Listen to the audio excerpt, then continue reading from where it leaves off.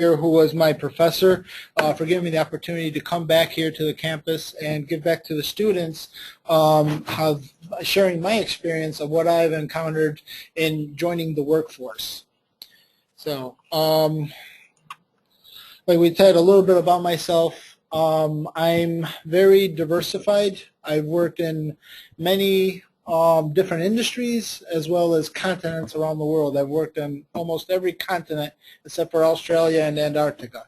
I worked in business. I've done many career changes, so I've learned to reinvent myself as I've gone along, and I think I finally found the niche that I'm very good at is project management, where I can bridge both the business and the IT industries together and be sort of that liaison between them.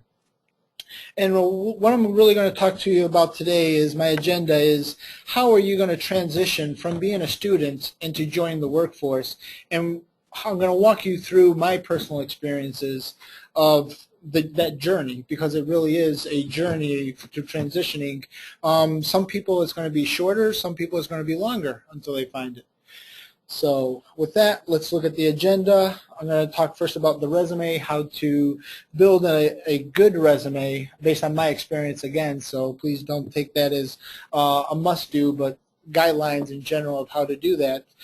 Search aids, motivators, company size and industry, the hiring process, employers, what employers are looking for, and your feelings and expectations, then we'll talk. And please, let's make this interactive. I like to get also your perspective, what your thoughts are as we go on this. I don't want it to be just a one-way conversation. I'd like to dialogue. Please raise your hand and I'll be happy to answer your questions.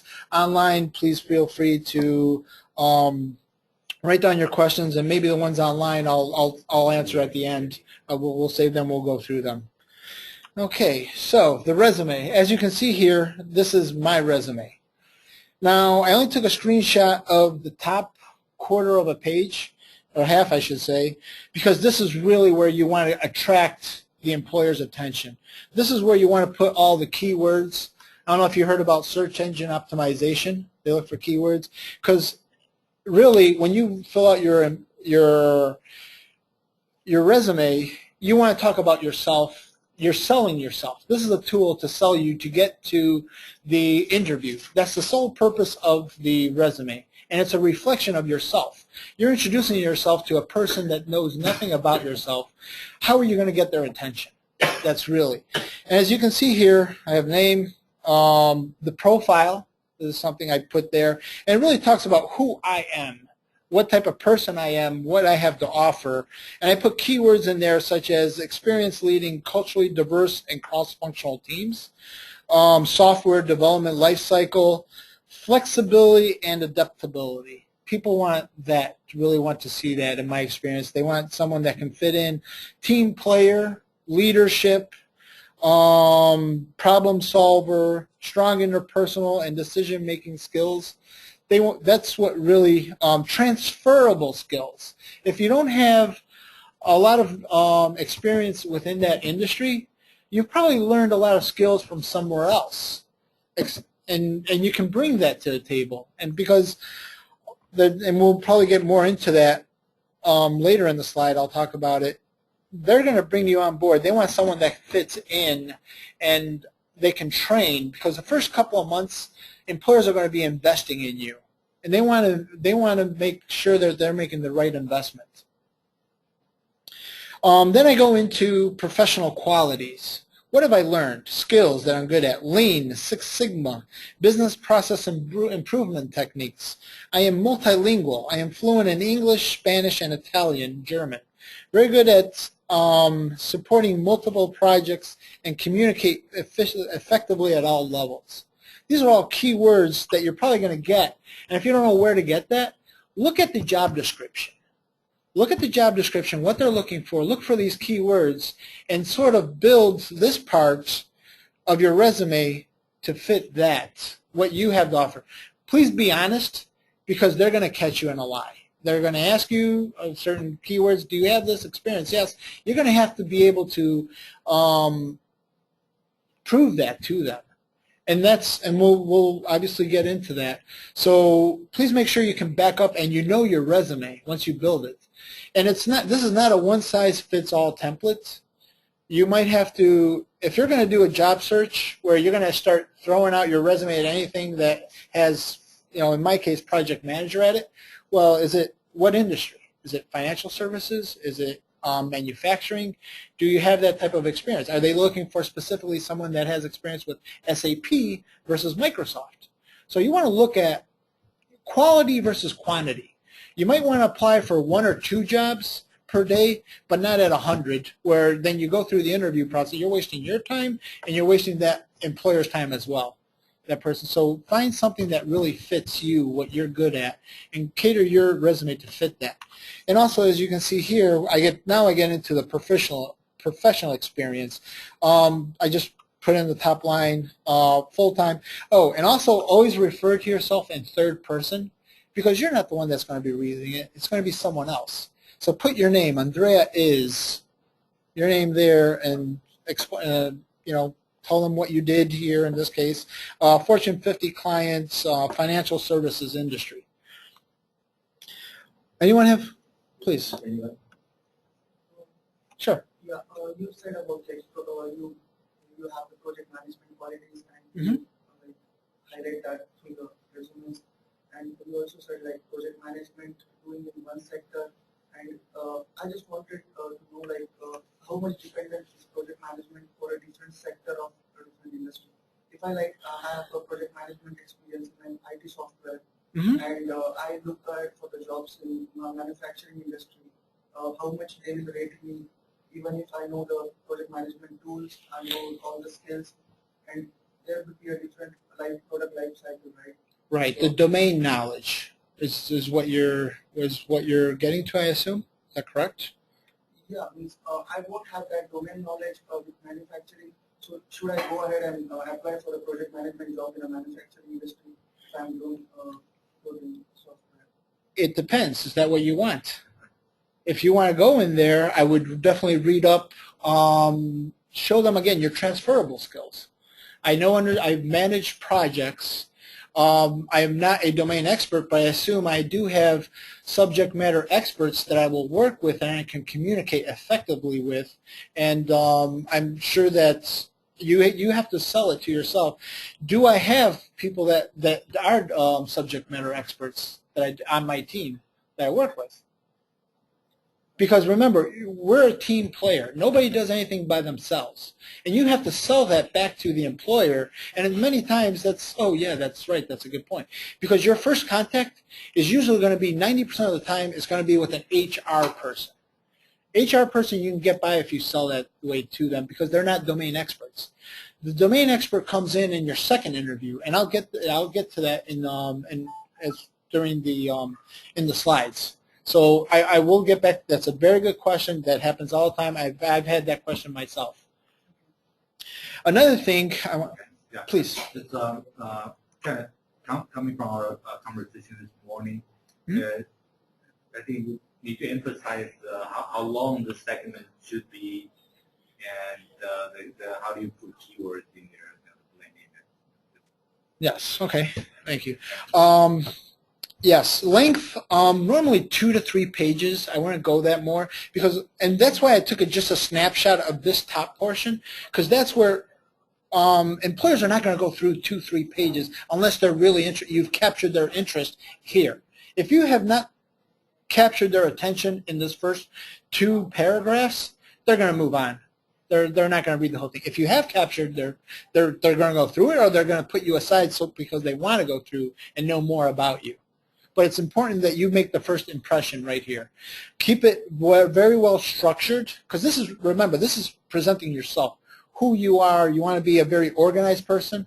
You want to make sure your margins are the same. It's very symmetrical. All your bullet points are not off to a left or right. They're in columns. Also where you start. Print it out and look at it. Print it out and look. Is there something wrong with it?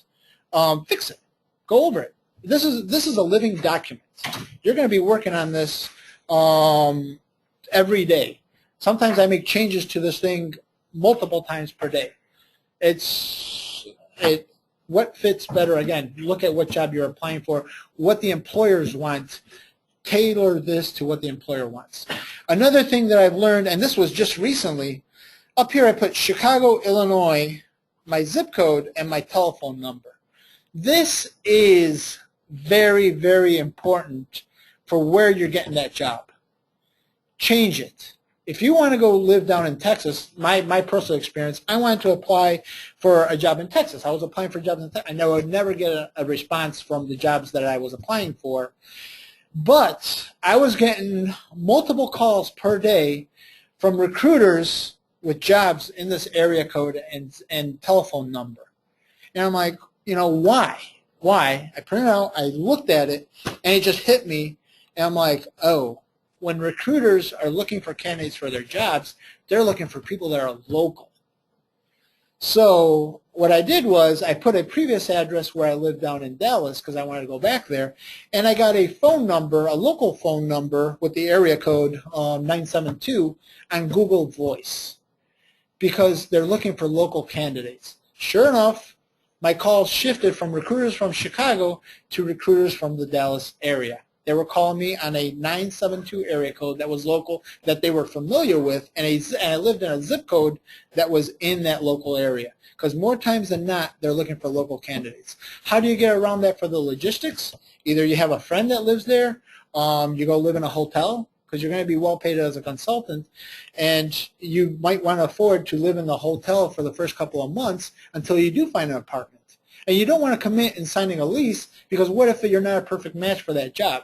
At least a hotel, you're cutting your losses short, and you can move wherever it is to be. But for the first 2 or 3 months, until you get a good feel and you're a good match, you have to make sacrifices. I mean, if you really want this job, you have to do something. Do not ask for relocation, because they're not going to give it to you if they're looking for a local person.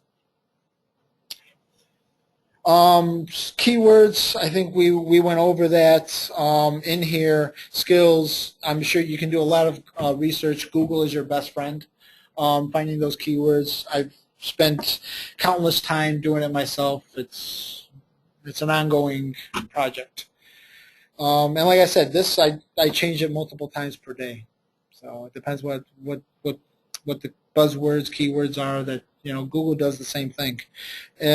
Search engine optimization is a big, big industry because all people want to be at the top of that Google search. They want to be within the number 3 positions because that's where, does anyone ever click past this first page? I mean, think about how you yourself use Google search. That's how other people use it as well. I mean, you really have to think about it, put some thought into it. What would I do if I'm in this position? You have to put yourself in their shoes. Okay, I think I can move on to the next slide. Search aids, recruiters. Recruiters are definitely a good if you don't have a lot of experience. They'll take a cut on what you're making, but they'll help you get a job. They are experts at what they do. They can sell you. They can tell you what's wrong with your resume, room for improvement. They can tell you exactly what these specific clients are looking for because they work with them. They know them. They have a personal relationship that they build with them in their network, and they can tell you, oh, this is our client. This is what they're looking for. This is the key words that you will tell. That's the way it is. They take their cut because they're good at what they do.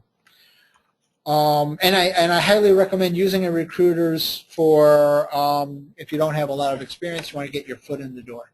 They will help you do that. It's going to be contracts, 6 months, 3 months, 12 months. You need that experience. Go for it. Don't say no. Don't short sell yourself. You want to relocate, everything is on the table. Everything is negotiable. If you really want it, go for it because you need that experience. Recruiters are good. I've done it as I've done career changes. That's the first place where I go. I look for recruiters that can help me out in finding that right job. They're good at finding the match. You have the right transferable skills. Again, transferable skills is really key. You have to know how to sell yourself, and they're experts at doing that. Career Services Center on campus. They're great. They have a ton of resources. They will help you, and it's free. They'll sit on it with you. You make an appointment one-on-one. They can give you more in-depth information that I can ever can, because that's what they do. I would definitely use that. As a student from here, you're entitled to up to, I think, 3 years that you can come back and use their services for about a month, and then you have to pay for it. So I would definitely go to them once you have an idea of what you're looking for. They'll do mock interviews with you and everything, and they'll share with you their resources and their expertise. Recruiting events are also good. You meet directly with who are recruiting. Present yourself. I'm not going to go over, dress well and have your resume, but that comes without saying. Social media is something that's really growing. LinkedIn, a lot of new graduates, everyone's savvy, new generation like to use LinkedIn, network. I think it's a great tool. I personally have not landed a job through LinkedIn, but I use LinkedIn to research the company, who's going to be recruiting me. If I know who's going to be interviewing me, I look up their profile, know where they come from, and I try to adapt to his style. Where does he come from? What do we have in common? That we have common grounds, conversation, build a certain rapport with that person that's in there, because he might be your boss. And if you get, it's all about perception, and if you can communicate at that same level with them, you sort of bond. So that's where I've used mostly LinkedIn. Facebook, some people might actually use that through friends. I personally have not. I don't even have a Twitter account, but I've read that new generation, new graduates are actually using these tools. Just wanted to throw that out there for you to be awareness that it is an option if you yourself feel comfortable with it. Because remember, this is about you, not about me. What do you guys feel? These are all avenues that you have, tools in your toolbox. So use whatever fits best for you guys. Internet job sites, Monster, Indeed, Dice.com, they all post out there. Definitely get your resume out there. And like I said, optimize it, keywords. This is where recruiters are going to start calling you. You're going to get frustrated that you're going to get sales jobs that you don't want and stuff like that. That's okay. It's part of it. Finding a job is harder than actually having a job. So patience is a virtue. And company websites, obviously. Like you said, State Farm, you might want to go to their website because they're hiring internally. Dr. Wayne, you have a question? Yeah, that sounds very fundamental. Mm-hmm. Yes. You emphasize recruiters before. I want to ask a more basic question. Where do you find those recruiters? That's a very good question. Tech systems, and Google is your best friend. Again, look up recruiters, local recruiters, wherever you want to find that job. That's what I did for Texas. I started looking for local recruiters there. You'll get a list of recruiters. I can tell you that Tech Systems is nationwide. NTT Data is also pretty big. TCS are big recruiter names. Tata Recruiting System. And there's a lot of them. And it also depends on industry. Where do you want to go? A big one in Chicago is, for example, Accent. They focus on user experience. That's all they do. They're more of an agency than a recruiter, there's some slight differences between an agency that is focused on user experience, like Razorfish or Accenture. They're the big ones. They do big projects. They have some prestige. IBM, blue chip company. They also have recruiting services. They're an agency. Recruiters are more temp. Agencies are more long-term. You're part of the company. And again, it depends on what you want to do. Look into that industry. Use those keywords. Hey, I want to go into the user experience. I want to go into design. I want to go into financial services. Do your research. Find out which recruiters focus on that industry or that particular job that you're looking for. Is there any specific approach to how to approach the recruiters? No, you talk with them, they'll. How are we supposed, as a fresher, I'm asking as a fresher, how are we supposed to approach the recruiter? Build your resume, get on the phone, call them, try to make an appointment, contact them via email. If you have skill sets that they're interested in, they'll definitely get back to you. Call them up saying, hey, this is my situation. It might not be them, but they might point you in the right direction sometime. And, try again until you succeed. But definitely have a resume, paper document that this is who I am. They'll go over it. If they're interested, they'll get back to you. It's not a sell. I mean, if recruiters just like you are looking for something, you're looking for, it's a market, supply and demand. You are supplying something. Is there a demand for what you are supplying? It's a market. You have to meet the needs of the employer that's going to be buying your services, because that's what you are offering as a service. You're not offering a product. You yourself are offering a service to that buyer on the market. Look at it that way. And you have to really dress up your resume and say, this is what I have to offer. And if there is a demand, they will definitely want, because they're making a profit off of you. They are. And that's something that's acceptable, because they're offering another service. They're finding you a job that otherwise we would not be able to find on our own. So, and again, it's feel, work with them, listen to them. Every time you go to a interview, take something from that interview. They ask a question that you are not able to answer, research it, find an answer for that, and we'll get to that as we progress through the slide. Add something to your list. Yes, sir. UBI Alumni Association. Yes. Has a pretty robust Mhm. career services group. And the nice thing about like the Career Center, the alumni service and stuff, is they're typically free, or the alumni got to pay a little bit of a donation thing. But they can help you get your resume to the point of having a nice, clean resume that is professional looking, that contains the right stuff, that you can then use to go out. If they can't find you something, you can then use to go out. You've got a good product to use. Mm-hmm. Yes, definitely, absolutely. They will help you address some of those questions that you said. They're more professional than I will ever be, and they're good at what they do. That's all that they dedicate themselves to, is helping you guys find this next step. So know that they're out there. It's very important. That's why I had them at number 2. I should have put them up at number 1, because that should be actually your first stop. So, okay, motivators. What's going to motivate you to get a job? What are you really looking for? Because you're obviously going to provide the service and you want something in return, correct? What are you looking for? What satisfies your needs? Is it good salary? Are you in it for the money? And you need to change, make a career change. Go into the stock market. Just kidding. I mean, IT career is very rewarding.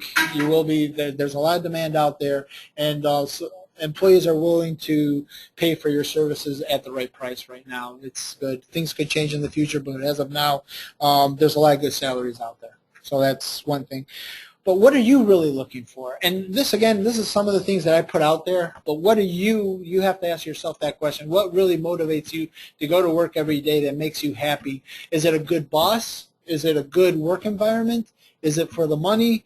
Is it advancement and opportunities? Is it a big company where you can advance quickly? Abilities to work from home? Offer that as benefits. The work environments. What really motivates you? Everyone is different, so I can't answer that information for you. You have to answer that yourself. Really look and say, this is what I want from a job. Do you want to live in a big city? Do you want to work in a small country town in the Midwest, or do you want to work on the beach? If a job will allow you to work, from home and live in California, no matter what they pay, that's what makes you happy. So whatever makes you happy, what fits you, because ultimately you want to be happy at what you do. That makes you more productive. You're happy, your employer's happier. If you're stuck in a job where you hate your boss and everything, you might want to look into finding something else maybe, or, and like I said, everyone is different. So that has to be a personal call. Anything else? Any other motivators out there that you guys can think of? What motivates you guys? Anyone? Teaching other people. Your professor, this is a very noble job. They're helping other people. Helping other people could be a motivator. Nurses, doctors, that's what they do. So think about that. I might want to add here, when you're going out and look for a job, you may not find the job you really want because you are not there yet, experience-wise. So, perhaps look for jobs that will help you learn what you're missing from that perfect job. So, one of the motivators might be to get hired to learn how to do or become proficient at this skill that I'm lacking. Mm-hmm. Right. Me, it's international travel, working with diversified cultures. That really, at a global level, that's really what motivates me. If I'm stuck in an office just working with my coworker next to me, that's not really motivating for me. I like to look at the bigger picture and be part of something bigger. So, please. Yes, Nancy said that if we don't have experience in some of the field, we are unlikely to get a job when we are applying, right? So I just want to ask a question: how significant is work experience? Mainly because if a person, he is an undergraduate and he has work experience for 5 years, and a graduate person with no work experience, they both resumes are on the same table, right? I'm a recruiter. Suppose you are a recruiter. You have 2 resumes, like undergraduate with 5 years work experience and a graduate. Mm-hmm. So what would be the option? How would Look. I would say. Right. That is a very good question. I would not disqualify you if you don't have any experience. What is the employer looking for? They're willing to train. If you have a graduate degree but you have no experience, look for leadership development programs. They're willing to train you if you have the right education. So again, it's supply and demand. Look for, put in keywords when you're doing searches for leadership development, training, entry level. There are entry-level jobs out there. Don't look for something that, obviously you don't have experience. Don't go for a management position or, a director position where you need 10 years of experience. Narrow your search down to what you're really looking for. And that's why it's very important. Understand, what do you want to do? What is your goal? You have to set a goal, and if that is finding an entry-level job, put that in there in the search engine. So it removes all the other ones that you are not qualified for. If you're looking for a DBA position, don't put project manager. Look for DBA, 1-2 years of experience, or no experience, entry-level DBA. That's what you need to be looking for. That's who your target audience is. Remember who your target audience is, who you're going to be talking to, and that's what they'll be looking for in you, is someone that they can train, because they're going to probably pay you less, because you're going to get that experience, and after 2 or 3 years you can move up. That's the path that you have to take. Don't try to look for something that you're not, because you're going to get frustrated. You don't have the right skills. They're going to get frustrated, and ultimately it's going to be leading to your letting you go or whatever. But look for something where you can grow. So entry level is probably one of the keywords that you want to put in there if you don't have any experience. Does that answer your question? Everyone agree, or any other thoughts? Having done hiring, if the person with this 5 years experience has the exact experience I'm looking for, probably, yeah, I'm going to hire that person. But then if they don't, then I'm going to start looking at potential. Do you have the potential? Who's got the most potential to get to where I want you to be? Mm-hmm. Would probably be what I would go for. I mean, that's a question that's been asked for years. How do I get the experience that I don't have? Right. You start looking for the entry level position. Mm-hmm. You've got to earn that experience. Right, and what they're looking for there, are you a team player? Or are you a individual that likes to look for himself and the potential? They want to look if you're a good fit for where they're going to put you. Are you a team player? Are you organized? They're looking for these qualities, and we will definitely actually get into that when it comes down to the what employers are looking for. I will definitely touch on that, and that's something I've learned with experience myself and going to multiple interviews. Learning from mistakes and everything. Okay, don't say that. I should say this, and that you will learn with your own experience. You have to get yourself out there. You're going to have to take no for an answer. That's just part of it. And some of you might be lucky, and you get the right job, the right fit at the first time. You just never know. You have to get. Well, if you don't go out there and try, you're never going to learn. Okay. think we went over these, the motivators. Next slide, company size and industry. Here we'll touch more on that. What are you looking for? Size does matter because from a small company to a very large company, things are very, very different. From culture, from what you do. Small company, less than 25 employees, you're going to be a jack of all trades. You like working in there where you wear multiple hats, you learn multiple things. You're very, you have a lot of transferable skills. You're a jack of all trades. You have to learn to be that in a small company because they don't have a person that does just one specific thing, just design. You're going to have to be the project manager and the business analyst and the designer. Someone else might be doing the more technical stuff, or you might actually, if you have that diversified skills, maybe a small company might be good for you that you enjoy doing that type of work.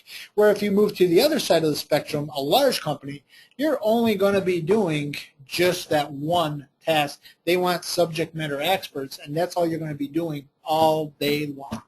It's going to be sort of a repetitive sort of environment, and it's not very likely that you're going to be interacting with a lot of other departments. If you're only in IT, you're just going to be surrounded by another 200-300 people that are all IT, whether they're developers or coders or testers. You're going to be working in large teams like that. Smaller companies, you're going to be working directly with the other departments, with the finance, with the designer, with the DBA. You're going to have more cross-communication in small companies. So think about that. You know, what do you like to do? Do you want to be with like-minded people, or do you want to be with people with different skills than your own? That depends on what size of company you're gonna look at. Industry. We were talking about the industry. Where do you want to be in the industry? Do you want to be in the financial, retail, manufacturing, just throwing some out there, or some other ones in developer? Where do you want to be in? Where do you see yourself? And that's only, you know, something that you have to figure out and, you know, trial and error, try again. I've been in all of those. And I've learned by experience, okay, this does work, I do fit in, or no, this doesn't work. It's, you know, the first job I had here in the U.S., I worked for IBM as a contractor. Worst job I ever had. I was working with developers in networking, Cisco router developers. They didn't have a sense of humor. I do. I just didn't fit in. That was one of the worst jobs I ever had. After 6 months when they laid me off, I was one of the happiest people because I got out of there. And I went into the military. Totally different military background. That's like, okay, that's what I want to do, something else, totally opposite than working for IBM. One of the best decisions I ever made. I enjoyed it. I was with like-minded people myself. I got what I wanted, my goal, and I moved on, and I like to move, change, learn other things. I'm well-rounded. Like I said, I have a very diversified background, and it helps me communicate with others. I can talk with a finance person at that level, our, you know, return on investment, net value, all those terminologies. I can speak their language, just like I can speak with a DBA. Hey, can you query this database for me, retrieve this information using left, right, whatever. I can speak with them in their language, just like I can with an operations guy. Okay, what's your tempo on this process here? What are you making? How many widgets per hour are we developing? What's, you know, your profit per unit, or are you looking at batch? So that makes a very big difference in when you're communicating with people on projects, because you're bringing in everyone from different because it's a team effort. And the better you can communicate with them in their language, the more consensus you have within a team, and they're willing to work with you. Yes. Online there's a question I want to take a look at. Where do you fit in? Or? Online, Oh, there's a question? Sure. Question mark, click on the question. Okay. So, question online, sometimes larger companies will make a project manager, business analyst job in each department. Is it good to ask the structure going into the interview? Yes. If you understand enough of it, why are they looking for that? They make it one and the same. It really depends. I would not rule that question out. I don't know if that answers your question. Any thoughts? Anyone else? Why do they make it business analyst, project manager, all in one? My experience personally is because the project manager has enough time to actually do that one and the other. It makes you more efficiently utilized because you're doing 20% of your time, 30% of your time project management, 80%, 70% of your time business analyst, and there are a lot of overlap between the two disciplines, and there might be some small variation, but at the end you're all working for the same goal, and the project manager being a business analyst in a small environment more likely gives you the understanding and the direct communication with your stakeholders.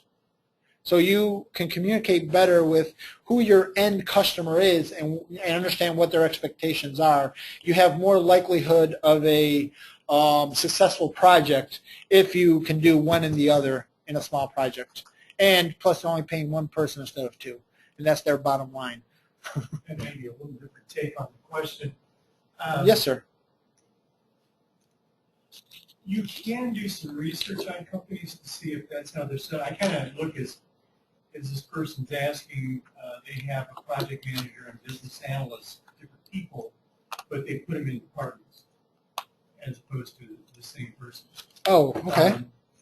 So potentially you could do some research and see how the organization sets up like that. And then, you know, you might, if it doesn't come out in the interview, you might want to ask that question that then gives you the feel. If you don't want to work in that environment, you might as well know that up front. Very good point. Yes, absolutely. So, you know, if it doesn't automatically come up, and I would think something like that might, but, you know, you could ask the questions, you know, how do you do your projects? Do you have people assigned to departments, or do they work out of the central IT? Right. Yeah, I read it since it was project manager / business analyst all in one. That was my understanding, my interpretation of the question. And that's actually the role that I'm going into in my next job right now that I'm being hired for is project manager / business analyst. So I'm one and the same. I wear both hats. So, but yes, that was very, very good point. Thank you, Dr. Larson. Sorry? Okay. Yeah. Did that answer your question? Let's see. Yeah. Okay. Okay. Excellent. Thank you. Any other questions on it? Please. So this question might be a bit offline, but we want to add something on entrepreneurship.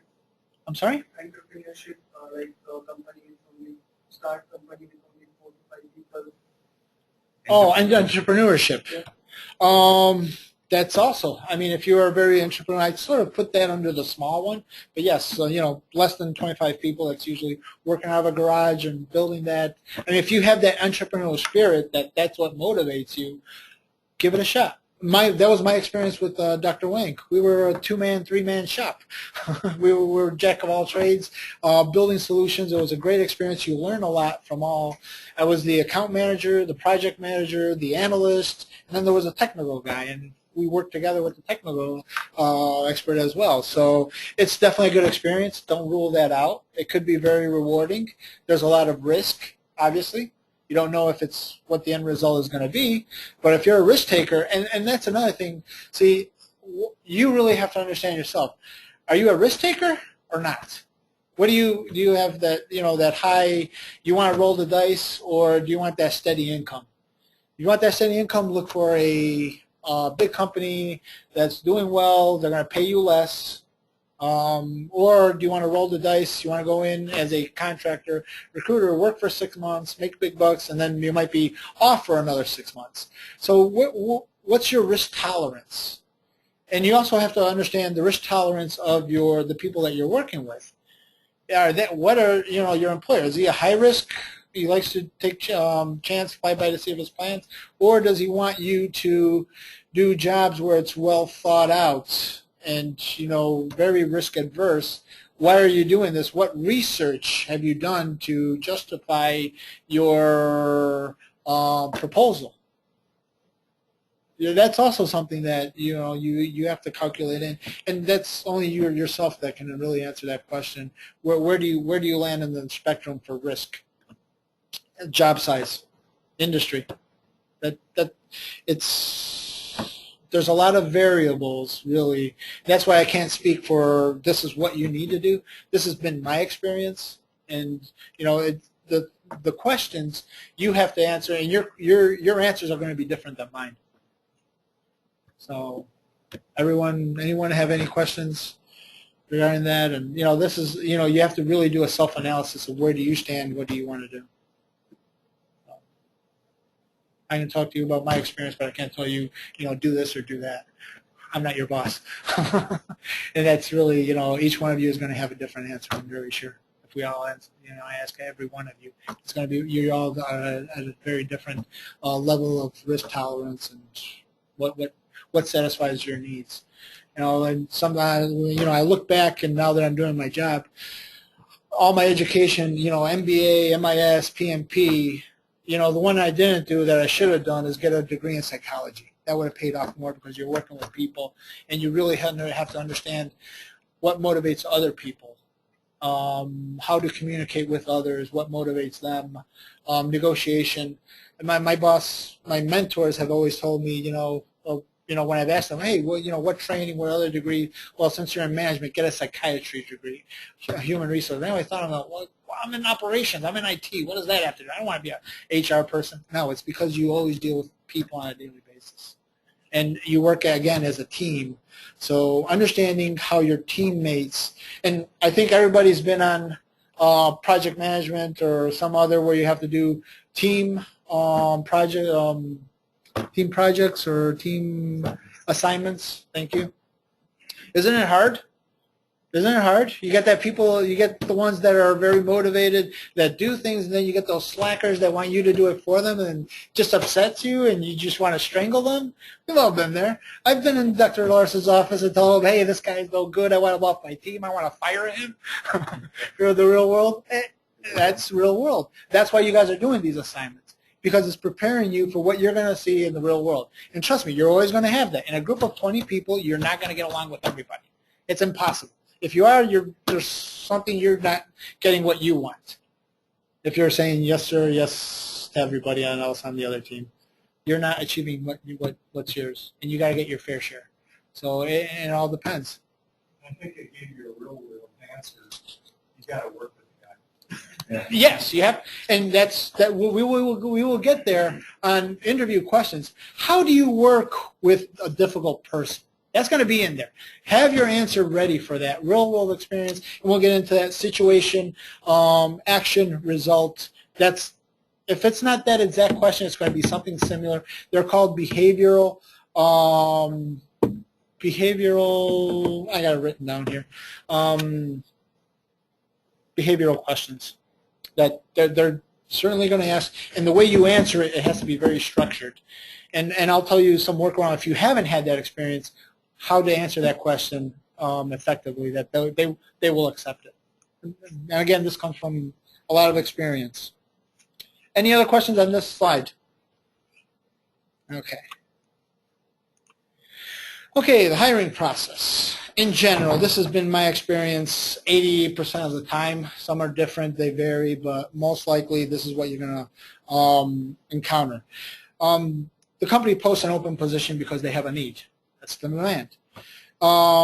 You post your resume, you get a call from the HR, most likely 99.9% of the time. It's going to be the HR person that reaches out to you in a big company. Or small company, it might be actually the CEO. It's happened to me as well. The CEO, it's the CEO that's calling. It doesn't tell you it's the CEO, but you can tell if you're enough experience with the type of questions, he's someone that has decision power. So in general, the screen interview over the phone with the HR person, they want to see if you have the knowledge that you say that's on your interview. The buzzwords, okay, he does fit the profile. They're not the experts of, do you have the right skills? But if you get past them, you do talk with either the hiring manager or the subject matter experts that's going to dig deeper into your skill sets. That which basically if you get past the screen interview, you get to the next level interview. It could be over the phone or it could be in person. Most likely it's going to be the hiring manager the second time around because he wants to know, okay, what's your skill set? Is it what I need? Or it could be the subject matter expert, the person that's going to be working with you or is going to be training you into that position so he can move on. That's been my experience. And someone else might have different experiences. If you get past the hiring manager, oh, sorry, you have a question? Yes, please. I'm sorry, I can't understand. Can you speak louder, please? If at all the HR person is going to interview us over phone, like they are looking for some buzzwords, like how do can impress them over phone, like it is not actually the face-to-face interview, it's over phone. Mm-hmm. Do we have to prepare something like to impress them? Like how can we speak? Be honest. Be honest. Tell them answer truthfully because that's what they're doing here. They're screening. They're scanning you to see if you do or you just throwing those words out. How do you use them in context? And most of the time, those buzzwords that you're referring to, the keywords that they want to hear, you're going to get them from the job description. It's already there. Some companies do a very terrible job. They just have a general job description that they just throw out there in general. They won't tell you the actual words that you're looking for. But they will ask you questions about what's on your resume. So make sure that you know what's on your resume. Don't just say, hey, I'm a DBA where you don't even know what a database is because you just learned it in keyword in your classroom and someone else did the database structure for you. Yeah, you were on that team. Try not to use, during the interviews, don't be I did this, I did that. We did this. As a team, we did this. I was part of a team that built this. I was on the business side. I was on the IT. I'm more technical. And that depends on where you fit in. Are you more technical or are you more business oriented? And say we. Don't use I. I have a tendency of doing that. I learned that as well. After a few eyes, they just throw me out. It's like, this guy's all about himself. So we're part of a team. We work together. And I don't know if that answers your question, but it's really to get those keywords, use what you're comfortable with. And maybe the job is not for you. Move on, but you learn something. Take something away from every interview you do. Write down that question, research it, the one that you were not able to answer, because you're going to learn something from it. And really, it's all about learning. I would often follow the question about, give me examples. If you say you have a particular skill, I would say, okay, describe to me a couple of examples of what you've done. Mm-hmm. Yes. And that's actually, yes, I'll go more in depth in the next slide on that, is how to answer these questions, follow with examples. Always go in with at least 5 examples for behavioral type interview questions. Do a lot of research. There's a lot of Q&As out there. Use them. Use all the material that's out there. We're in the information age. You guys are knowledge workers. You should be able to type keywords and research and look up subjects and follow up on it. It takes a lot of discipline. Finding a job is more stressing, more hard than actually having a job. It's the hardest part. It's getting there, getting through that gateway. Any other questions on this? I'll continue. The question about the example usually comes from the second interview. Mm-hmm. Yeah. The first round is usually screening. Yeah. Yes. Second interview, usually you're moving up. Now you're with a director or a VP, very high level. They don't want to. Here they're looking for, do you fit in the company? Because you already proved yourself that you can do the job. You do have the right skill sets. If you get past the hiring manager, you are what they're looking for from a skill set perspective. The higher ones, they have more emotional intelligence. They're going to be screening you on how do you fit in. They're going to be looking at how you answer questions, are you truthful, and always be honest in giving you the answers. And they want to see if you fit in with the culture of the company, how you interact with people. You get upset if they ask you challenging questions. How do you work with difficult people is going to be one of the most likely. Tell me about a time when you had two if you're going for a management position. How do you handle two employees that are arguing? What do you do? What's the situation? What's the action? What was the result? How do you handle it? They want to see how you're going to handle their employees in there. If you're entry level, how do you deal with a difficult coworker? Tell them about a time, and like I said, on the next slide, I'll go into that and how to answer those type of questions from my experience, and you can look them up online. And again, that comes from your personality, how you answer that. Might be different than how someone else or myself would answer that.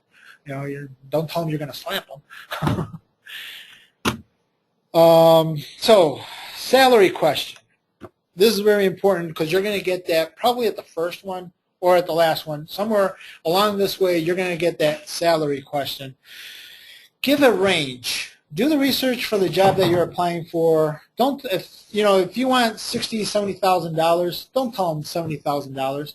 Tell them 65 to 75, 70 to 80. Give them a range. Don't give them a specific number, because that's gonna channel yourself into, oh, this guy wants this much, or where it's showing flexibility, and it might meet, because maybe they might want to be paying 90 for it. Oh, they'll pay 80, and then you get 80.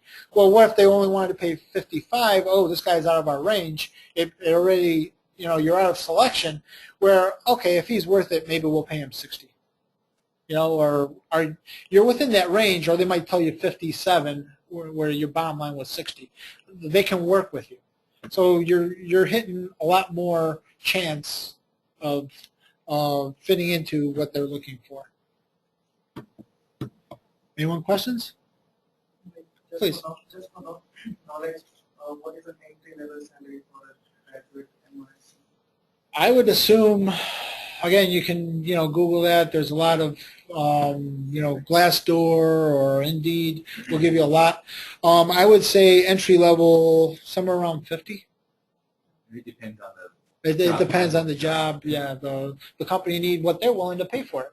You could be worth 60, 70, but they're only willing to pay 45. They're going to look, and it depends on, okay, you have three types of candidate. One that has all the experience, that they're looking for, 5 years of experience. Who your competition is, basically, when you're applying, because it's not just you. It could be all your coworkers. It could be thousands of, they get resumes. They're looking for, okay, someone that's overqualified, has a lot of good experience. He might be worth the top end and maybe pay him a little bit more, but he can do the job, and he's also going to bring in this additional revenue for us because he knows how to do this. He's a problem solver, or he has that unique experience that no one else has. They're willing to pay an extra for what his demand is. You might have the person that meets there, okay, he can get through with this, but he's very difficult to work with. Do we want to pay him that or not? Or you might have, like you said, the entry-level person who doesn't have the right experience but has the right attitude, has the discipline, very motivated, bright guy, he's going to have a great future. I'm willing to give him the job, and he's willing to work for $5,000 less. We're going to train him. It's going to be a good return on investment. Because remember, we're going into business. This is all about return on investment, the bottom line. How do you contribute to that company? So you might actually outperform, might get the job compared to the other people just because you're sharp, you got a good attitude, and they're willing to train you. It depends on the situation.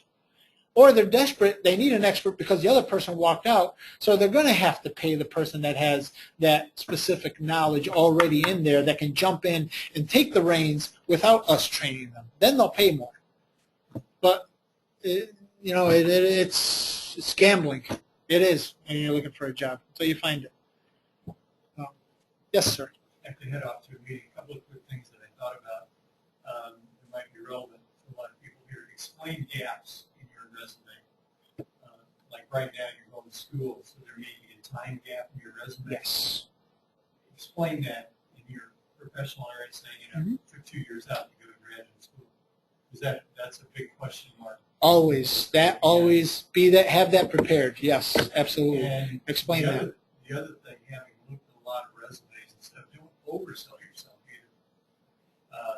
You have to find that balance between truth and or Yeah. Yes. So Competence. And that's where we talked about before, getting other people to look at your resume or help with that can help you get it down to a perfect level. I have 5 different resumes: project manager, business analyst, international, the business side, and the technical side. And it depends on what job I'm applying for. I have that resume out there. A jack of all trades or domain knowledge expert. So keep that in mind. That So with all your experience for each position, or you choose the experience that matches the kind of position? that's what they're looking for. You're trying to sell to. It's demand, supply and demand. This is what they're asking for. This is what you're willing to supply. This is what I have to meet your needs. Because why are they paying you? What if you have one like you have experience that doesn't have, you don't have enough experience for that? It's just for example like a developer, but you're trying to apply for a developer position, and how are you manage your resume, like optimize it? Entry level. Look for an entry level saying, hey, in your profile, this is my experience. I am looking to enter into this position. And the career center here can better help you with those questions. I'm not a HR person or a specialist in that, but I would think that the career center would be able to answer that question. If it's, look for that entry level, they're willing to train you, put that in your resume. Tell them that, I'm willing, this is the career that I want to go into. I'm doing a career transfer in your profile, and this is where I want to go with. And if they're looking for someone that has no experience, then the one they're looking. Otherwise, do internships. Look for internships. That might also get you some experience. A lot of internships. Voluntary work. Volunteer. Look for those type of voluntary work. And again, your first stop should really be the career center. They can answer all those tough questions for you better. I think the reason that this question come out is because when you're looking for a job, you look at all the posting. Every posting needs experience. So that's what scares the first job seekers. So I'm not part of that. Yeah, I think some of the recommendations Andrea brought up is important. Your volunteer work is your experience. It's not paid, but it's the experience. Right. AIS student and organization, for example, you build a website for us. That's experience. That's work experience. That's experience. Yeah. Just because you're not paid doesn't mean it's not experience. You just tailor it. You just need to build that resume. Yes. Using any method you can. That's why I put the profile there. See, it's independent from your actual work experience, where you worked, or your education. That's a very good point. I even put project management experience. Mr. Larson's class. That was project. I worked on a project with other team members. We built something. Even if it was fictitious, it didn't have a profit or anything. It didn't contribute to a company, but it was project management work. At the beginning, I put that as experience. So use the classes that you've taken. What have you learned from your classes? Because you obviously learned something. You're here on a graduate level. I hope you have. I know I didn't. But yeah, use that, and from that specific class that, the business analyst or the DBA class or the whatever class that relates to that subject, put that down as experience. Worked for nonprofit. Volunteered for and created this. Share that experience with them. And if they're interested, they'll call you. If they don't call, move on. Keep looking. Don't fixate yourself. Oh, I have to have this job because that's what I want. It might happen, it might not. But just keep looking. Keep your options open. Always. Keep looking. Even if you do have a job offer, keep looking because that might not fall through. Always constantly keep looking. It's an ongoing process, day in, day out. Yes. Okay. employers are looking for. Okay, employers will invest in you. I've talked about this for the first couple of months. That's going to be an investment for them. You need to convince the interviewer you are a team player. And this is pretty much all stuff that everyone's asked, what is, I've emphasized on. A team player works well with others. You have to show them, you have to give them examples. Go into an interview expecting to show them why you're a team player. Just don't throw that out there. Why? What have you looked on? Oh, I played soccer. Or on a team, we were part of a team, we won. I worked on projects with the rest of the team, we got along, we had difficulties, this is how we handled it.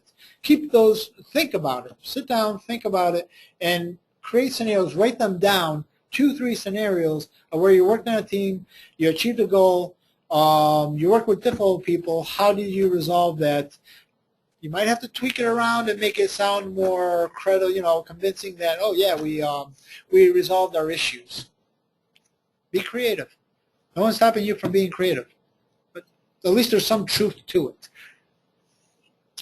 An asset, subject matter expert. Oh, I am a Java developer. I can do these special tasks with Java. I created unique applications, whatever it is that you're good at. And you're applying for. Apply that to it. Problem solver or opportunity creator. Opportunity creator is more for the marketing side where they're creative, they're building new things. But problem solver is definitely something that applies to the IT because we're trying to create something, a solution to a problem that our employer has. How would you fix that? And that depends on the situation what you're applying for. Try to think of yourself as the problem solver, what you can contribute to your employer. Be prepared to answer behavioral type interview questions. Okay, behavioral type interview questions. Tell me about a time. They usually start like that. Tell me about a time. How do you handle difficult people? SAR. Situation. You want to first talk to them briefly about a situation. There was a time when I was working with a team and my 2 Spanish translators couldn't stand each other. Action. What did I do? I took one of them, I called him aside, and I took him for lunch. I had a conversation with the more aggressive one, and I told him, your behavior, you're a great worker, you're doing really good work, but you're creating other issues with the team.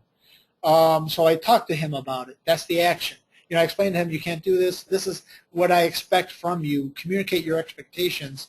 And the result was he came back to work, and he no longer argued with the other person. He behaved, he controlled, and he expressed himself better. So that's an example of how you deal with difficult people. Research this behavioral type interview questions. You're going to get a lot of hits on Google. Create at least 4 or 5 of them that can apply to something that anticipate that employer is going to ask you. Okay, and if you don't get it right the first time, because I've learned from experience of many interviews, I research them. What did that interviewer ask me? I write it down. I go research it afterward because I'm not going to get it the first time. Another way of answering this question is, depending on how they word it. I haven't encountered any situation like that, but if I would be presented with this type of situation, this is how I would handle it. This is how I would, and they'll accept that. It's like, oh, okay, this is a person that knows how to deal with difficult situations. Tell them, this is what I would do if I'm presented with this situation. And again, write down 4 or 5 examples before you go into the interview of that, because you're going to get something like that because they want to look at you being part of a team. Express confidence and interest in the position. You want to be confident. You don't want to be there, maybe use words that are, express confidence. I will do this. I have done this. I know how to work with the team. I know how to approach this type of situation. Don't be cocky. Is that you know everything, or because people don't want, you're going to get yourself thrown out. I've done it myself. It's like, oh yeah, I think I'm very confident, but instead I come across as cocky. So you have to balance yourself, your tone, your body expression during the interview. You always want to be polite. You always want to be assertive, but not overdo it, because then you sound like, oh my God, this guy's going to be a problem for us. Let's get rid of him. He thinks he knows it all. Okay, any questions for that? How are we doing on time? We're out of time? Okay, feelings and expectation. How do you feel about your job search? Are you optimistic? Yes? Have I shared with you some new thoughts, provoking, that you guys did not thought about today? Have I reached out to you guys, given you some good examples? What do you guys think? Horrible, huh? You guys knew it already. Yes, let me share one experience I had when I was getting my my master, right? So it's probably your situation right now. And back in my time, we don't have internet, so job searching is a very expensive journey. So I sent out 3,000 resumes.